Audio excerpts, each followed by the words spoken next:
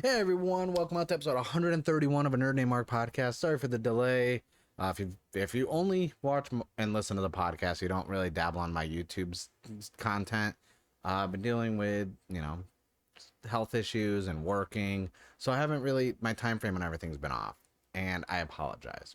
But today, special Halloween edition of the podcast because all month horror stuff. I'm getting 2 episodes this week from me. So this one's just a special because Halloween Ends finally dropped in theaters and Peacock Plus or whatever the streaming service is called, and I checked it out. Didn't know how I felt about it, so I was like, you know what? I'm gonna sit on it for a day or two, watch it again, and now today for this special episode, I'm gonna be ranking every Halloween film in the franchise. I'm a huge fan of this franchise. I like horror in general, even though there isn't really a lot of great films in this. It's a guilty pleasure franchise, just like Nightmare on Elm Street, stuff like that. Aliens, those anthologies. Like, I there's not always they're not all gonna be great, but to do this proper, for those of you who are listening, I'll still rank them so you can hear what I'm saying. Obviously, watching on YouTube, you'll be able to actually see because I found on Tier Maker as I switch over this nice little setup going over all the films. Halloween Ends is not included, so what I'm going to do is I'm going to go over ranking all the other films, let that be that, and then because of spoilers, I'll talk about Halloween Ends at the end of it, so you guys can avoid the spoilers, and I'll tell you where I place it. So I'm going to go in chronological order of the films being released because they're also placed in order for me, which is great. So first up, we have the original 1978 Halloween. And it's kind of funny because this is actually the only film out of all of them that was not only written but also directed by John Carpenter himself. And I can tell you right now, this this is my favorite out of all of them, honestly. There's a nice balance between Michael stalking Laurie, also while killing people along the way, and Donald Pleasance as Dr. Loomis was like an iconic role, great acting in that. This, from the time being 1978 and this night, the rise of slasher films, this definitely took a new approach. No longer were we stuck with camp counselors. This was just this presence. So it set this eerie atmospheric tone for the town, and I actually really enjoyed it. This for me is an S tier film. Not just in this franchise, from a Halloween standpoint. This is a film I watch this in part two like every year. Not even just on Halloween, just in general. I really enjoy the original Halloween. Now, obviously the next one, Halloween 2. This was equally as enjoyable. A direct sequel. The first one ends, this one picks up right where left off with Laurie going to the hospital and Michael presumed dead going missing. So we have like two stories going on at once in this. We have Laurie in the hospital finding out her history, that she was adopted, that she's actually the little sister of Michael, which was a huge like twist. And, like, when I first saw it, I was like, wait, what? And it kind of explained a lot why he was stalking her. Then we get also at the same time Dr. Loomis hunting after Michael, like this little cat and mouse game. I loved this film. This film was really good. Just not as good as the first one. There's just something about the first one that was just lightning in a bottle. But this one's still an A tier film. It's not. It's good. Like those two go together. Peanut butter and jelly. You gotta watch both. You can't just watch one. Even though when I get into Halloween from 2018 and Halloween Kills and Ends, obviously some things about like to bother me in the long term of like the canon of the franchise. Next up, we have something that's very polarizing in the horror community. Halloween 3 Season of the Witch. Okay, I'm gonna get a lot of hate for this, and I'm just gonna say it. I'm just gonna rip the band-aid off. I actually enjoy this film from a standpoint of a movie. If this was not labeled Halloween, was not a part of the franchise, and this movie would have done so much better. But they labeled it Halloween. I get what they were trying to do. They were trying to turn it into like a franchise that didn't need Michael. But you can't after those first two films. You can't get rid of Michael. I did like the idea of these like this manufacturer making these masks with chips in them, and then the guy who was starting it, he was gonna like have a commercial play, and the chips were gonna like basically kill the person inside, and bugs and this and that were gonna come out. It was this like pagan ritual, like to sacrifice all these children to Samhain, which I thought was really cool. That was a unique idea. Not a lot of stuff, not a lot of movies are bringing up Samhain, you know, witches, stuff like that. Like, you know, I being in Connecticut growing up, going up to Salem, Massachusetts, this and that, anything that has to do with witches and all this other stuff, like I'm all for it. I actually really enjoy that stuff. But this just should not have been a Halloween film. So I'm gonna rank it C because it is a good film. A little weird when they had like, you know, some stuff in it, but I just wish it was like not labeled Halloween. It could have been labeled anything else. Next up we have, because a time gap. So just for starters, Halloween, the first one, 1978, Halloween 2, 1981, just a 3-year gap. Season of Witch came out the next year after Halloween 2. They were really trying to capitalize on the popularity. Then we don't get anything for 6 years, because in 1988 we got Halloween 4, The Return of Michael Myers. This is obviously they brought Michael back because 3 just bombed, no money made, so they had to bring it back. This time around, no Laurie though, no Jamie Lee Curtis, our final girl, not in this one. It's actually her daughter Jamie, who's in a foster home, which was subtly explained, but not really. So it's kind of weird because Michael apparently wasn't dead. He was being transferred from a sanitarium to another one in an ambulance, but him hearing he had a niece, like, woke him up. I will say there were some good kills in this. I did like the idea of like, after a while of killings and this that the town folks created like a lynch mob, and they were like, listen, we're done with Michael's shit. Let's get rid of him. So, you know, there's a point where they shoot the shit out of him. He falls into a mine. And we assume he's been killed.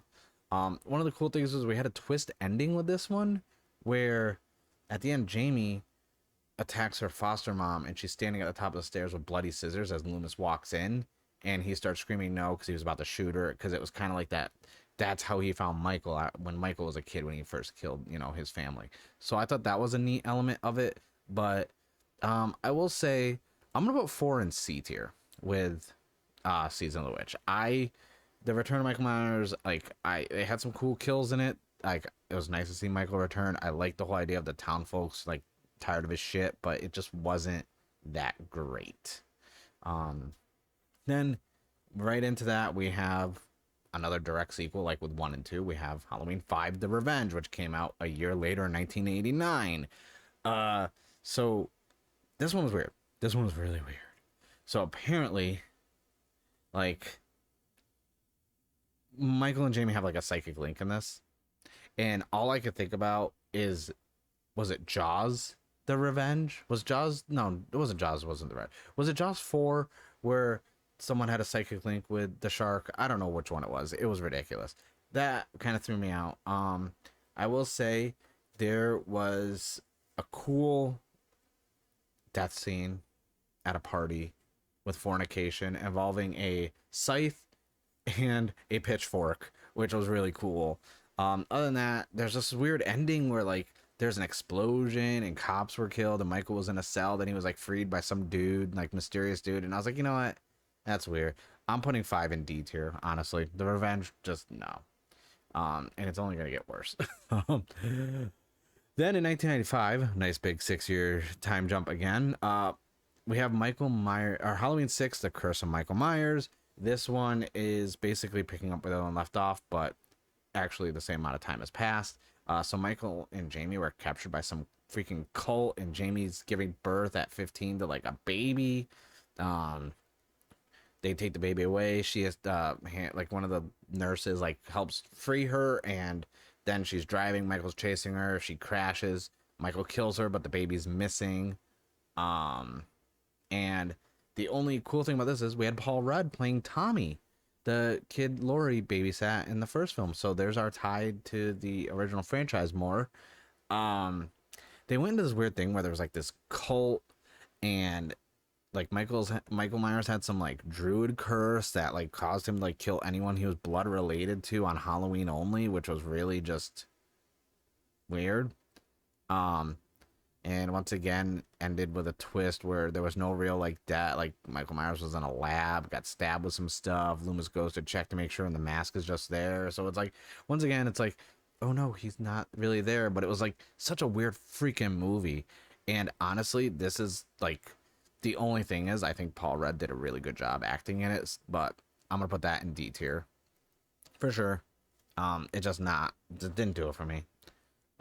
Next up, we finally get into like the more modern, like late 90s, early 2000s with Halloween H2O 20 years later. Obviously, the 20th anniversary came out in 1998. This one had LL Cool J. We saw Jamie Lee Curtis return as Laurie, which I thought was really cool.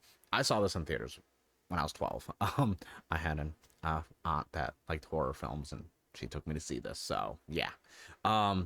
So this one is basically everything after Halloween 2 didn't happen in this. There were, like, I guess early versions of script where Jamie was going to be mentioned in this and that, but Laurie Strode is the main character. Jamie never existed. So basically, after Halloween 2, nothing passed except for Laurie faking her death, and now she's working and living in California. Um, this was definitely an anniversary film. Like, that's why I don't think they were gonna. I don't think it really had anything to go after this. I think they were just doing it. That's why Jamie Lee Curtis returns, and that was it.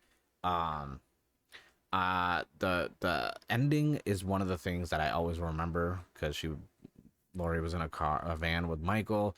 She crashes it. He flies out, like she flies out of the car. He goes through the windshield. The van still keeps going, and it pins him between a log or like some sort of log or tree or something and the van. And she takes an axe out and cuts his head off, and that's how it ends.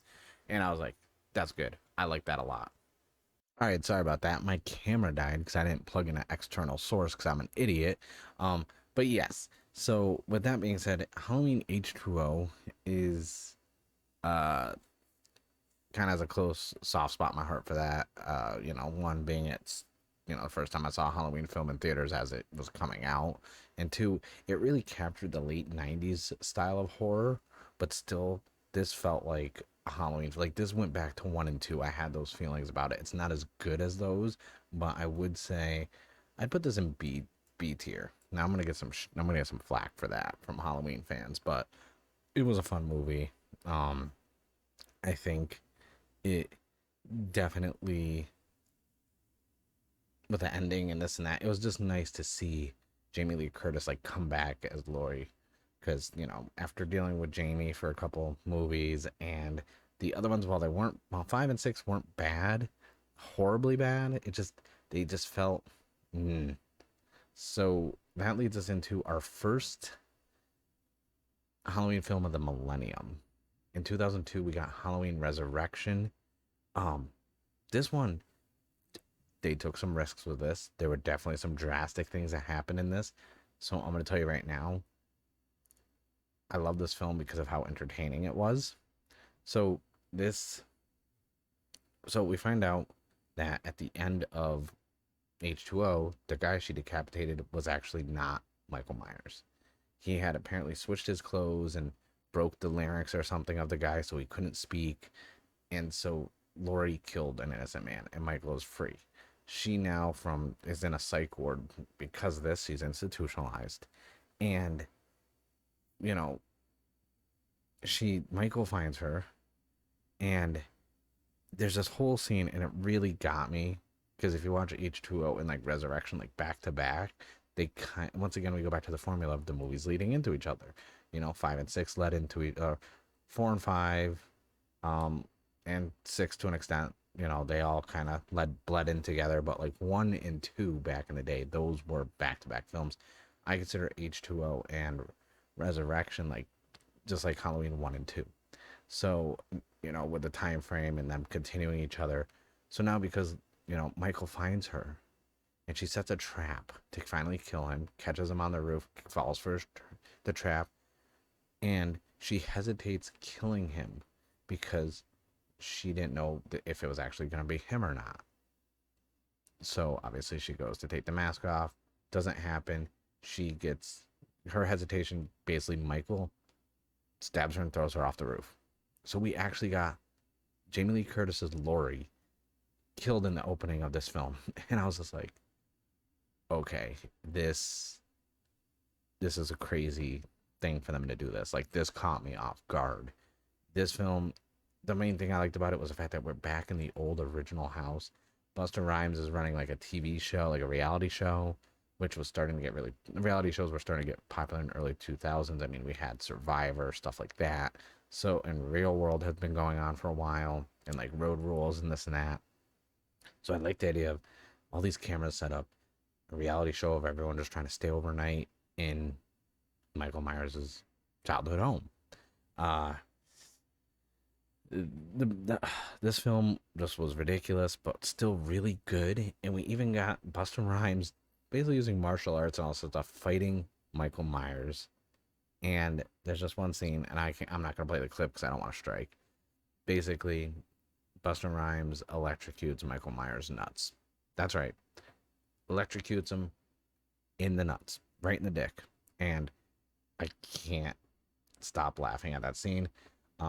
This is not the best film, but I will say this is easily, because it goes with H2O so much, and uh, I'm gonna put this in B tier. I I think it's a good, solid movie. I really enjoyed it. Like I said, it's up there with the guilty pleasure like of Halloween films. And then it was kind of like radio silence, for a long time, 15 years to be exact, because we got our, ultimately we knew this was going to happen because this was popular in that time frame, reboots. And I've talked about this before when I talked about like horror movie reboots and like remakes. uh we got Rob Zombie's Halloween, which came out in 20, or no, it was 5 years later. It was like 2007. Never mind, 2007. So it was 5 years later. My bad. I was looking at my notes for Halloween that came out in 2018. In 2007. Man, it's been that long already. Wow. So 50th anniversary is coming up next year. Okay, I may have to do a deep dive into this duo films. But Rob Zombie did this uh remake of Halloween. I've been very outspoken and critical of Rob Zombie as a director, as a writer.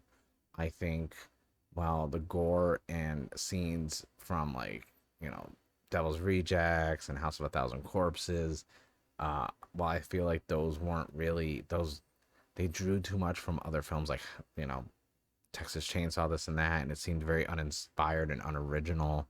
I will say his approach to Michael Myers in this, in the first Halloween, was so damn good, and the kills were so gruesome and gory. I appreciated all of that. I think this was a great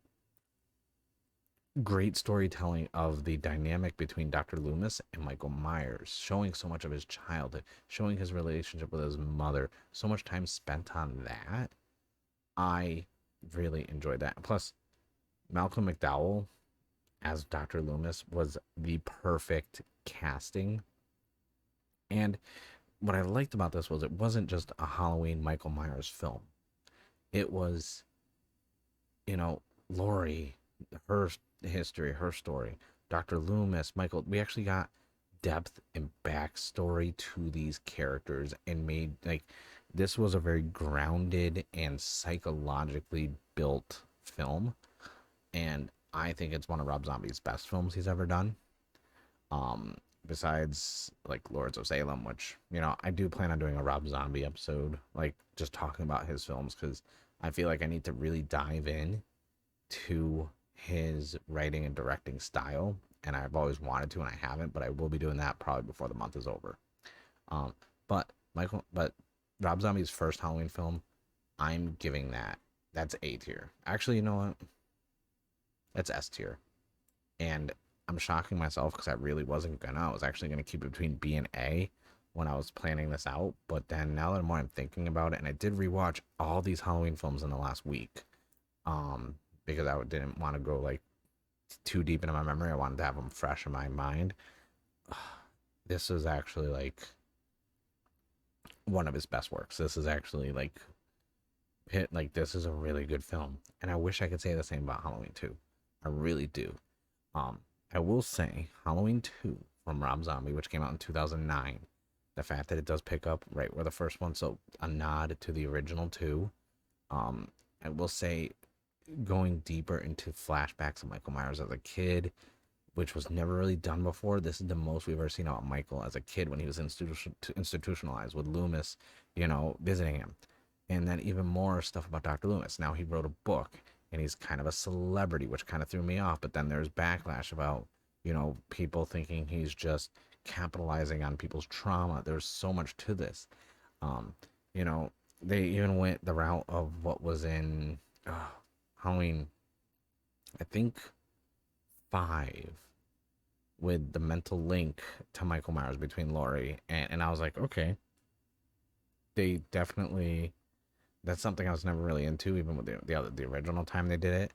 Um, I thought the cabin slash barn scene at the end with Loomis, Laurie, and Michael in there, and the conversations and the depth, those were all great things. Even the end with Laurie stabbing Michael and then her walking out with the mask on with all the cops with their guns out and this and that. I was like, they went so deep into like the human psyche. I give Rob Zombie a lot of credit for this. I really do. Was it as good as the first one? No. Like I said, the psychic link, everything else, like the Dr. Loomis stuff, I think they spent way too much time still diving into Michael. Like, which we had enough of that in the first film, but I noticed the thematic trend of it. I'm going to say Halloween 2 is. I'll give it. No, well, I grabbed the wrong one. Halloween 2, I'll put it in the B tier. It's not bad. It's good. It's a good companion piece to Halloween. It definitely gave you that closed door where we didn't need a three. It kind of just we got a story, and I just love those two combined as like a dish.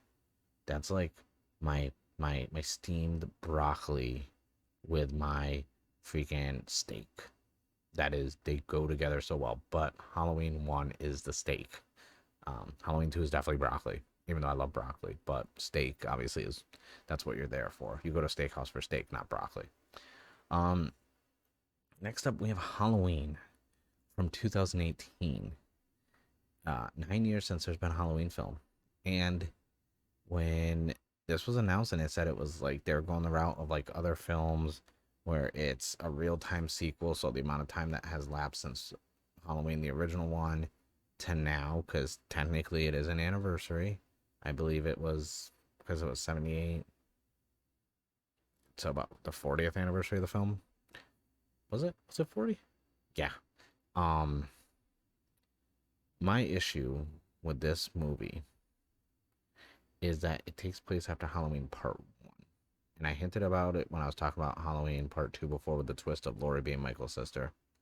It now went the route of only Part 1 happened. So the whole thing about Laurie um, being a sister, all that stuff never happened. Um, I wish it would have taken place after Part 2. I really do. But I do like the setup of Michael returning, the town forgetting about it, Laurie just going so batshit crazy that Michael's still out there and freaking, you know, making this fortress out of her house, kind of becoming that crazy lady in town. Um, and kind of like the recluse. The action, the kills in this, oh my god, there's so many, and the ending was really good. It was to the point where like that movie, like, fine, it did good. Like I was like, okay, this would be a good closing chapter. You watch Halloween from 1978, then you watch this Halloween. That's it. You still got a really good story. I really enjoyed this. I think this was really good, and I'm gonna put that in A tier. Like, my mouse is acting up. Now, Halloween Kills, which came out last year in 2021. I did a review of it. Um, it's still up there. I did a quick little review of it during when it came out. Um, since I did just rewatch everything before Halloween Ends, my thoughts on Halloween Kills have changed. Um, I don't like it as much. I don't hate it though. I think my issue with Halloween Kills is once again like with which Halloween was it? The Halloween 4 with like the mob, like the town folks becoming a mob and going after Michael and this and that. I I got those vibes from this. So like this Halloween Kills and other Halloween kind of pulled a lot of things from the films, like not three as much, but like part two, four, five. It's like they pulled certain elements from them in these, and I appreciate that. But Halloween Kills just at times like took me out. It just seemed really like just a nothing burger. Um, I I'm going to say Halloween Kills is C tier. Actually, no, D tier. It's D tier. I couldn't. I wouldn't like outside of just watching it before it ends. This is something that like I won't rewatch on purpose. Like unless I want to like just binge watch a whole bunch of horror stuff and like all the Halloween films again. This is not my top choice. Everything else above it, I would watch before it. Now we go to the elephant in the room. You now can stop listening if you don't want spoilers for Halloween Ends. If not, then I'm gonna jump into it. I'm not gonna give deep spoilers. This isn't gonna be a review of it. That's gonna be separate. Halloween Ends was a disappointment to ending the franchise. I know it's not ending the franchise. I do know originally, you know, when they were talking about Michael Myers as the shape, like Michael Myers himself isn't the like it's him, it's the evil inside of him. That's why they call him the shape for a while. And having this story, it was very not a lot happening, not a lot of kills, very dialogue, atmospheric, tension. You had Lori, everyone think, her being crazy like Michael's still out there, I'm gonna find him, blah blah blah. You had this new kid who technically became evil by helping Michael and killing his on his own and this and that, and he was bullied and all this other stuff, and it was just like, I get it. In the end, we thought Lori was gonna die, but she didn't. She got saved. Michael got killed. Like the whole town finally took him into like a weird claw, crunchy, like wood chipper type thing, and he was killed. It's I don't know. Me and my wife even watched it, and she was just like, she didn't like it, and she's not a big horror film fan, but she liked the other Halloween from 2018. She didn't mind Halloween Kills. This one just took her completely out, and I don't blame her. I understand completely. I was just, I wish I could unsee it. Um, I know if you're looking at the ranking, there's S, A, B, C, D, and F. Um, I'm giving I'm giving Halloween Ends. I'm putting that in the D tier. I don't have an image for it, but it's going in D tier. It's it's not the worst film, but man, it suffered so much. And I get what they were trying to do though. Like from this, like for me, this is just my personal opinion of it.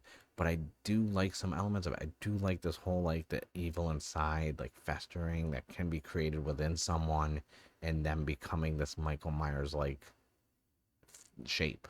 I get that. And I'm sure if they want to make more going forward without Lori and this and that, and like, but having that theme to it would work. Just after all this time and this being like a new trilogy, so to speak, it just felt really anticlimactic for me. But I see a lot of positive people talking positive about it, and they make very, like I said, they make valid points. But for me personally, I'm still just like, no, this me, I'm good with not seeing this either again. Like I'd rather watch Rob Zombies, the original two, the Halloween from 2018. Like you can watch Halloween Part One and then watch the one from 2018, perfectly fine. I'd rather watch, H2O and freaking Revenge, Resurrection. Like, I'd rather watch all these before I watch Halloween Ends again. So, that's going in D rank. You know,